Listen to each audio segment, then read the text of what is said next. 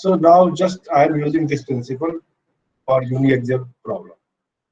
You know the uniaxial problem, bar is there, force is there at this end, reaction force is at the fixed end. We want to find equilibrium displacement field, that is displacement node 1 and node 2. Displacement at any middle point can be given by this expression. Now actual stress is what?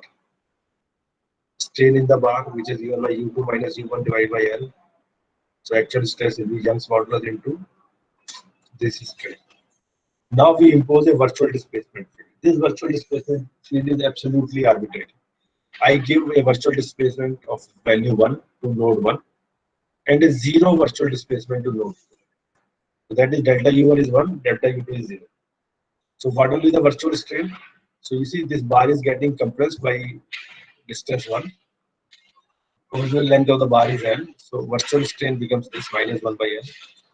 So what is external virtual work?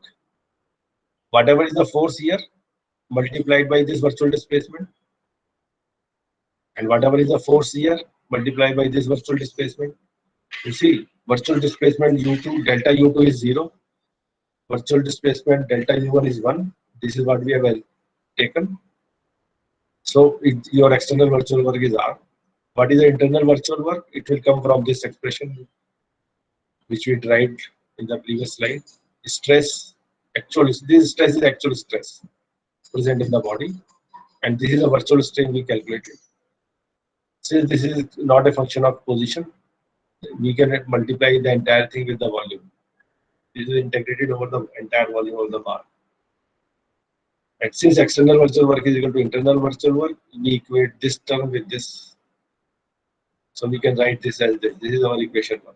Next time we impose a virtual displacement field 0, 1. That is, we give virtual displacement to node 1 as 0, to this as 1.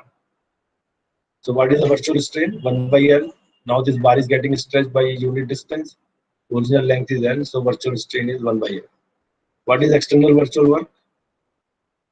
Force R into virtual displacement of node 1, which is 0.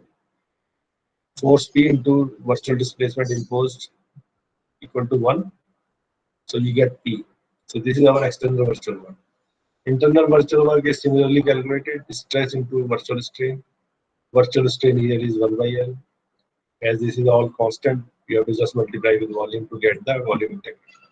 So this is our second equation. We write them in brackets form. So this is what we did earlier also.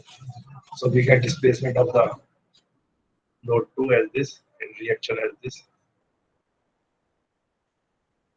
So here I just explain again what I had explained you earlier.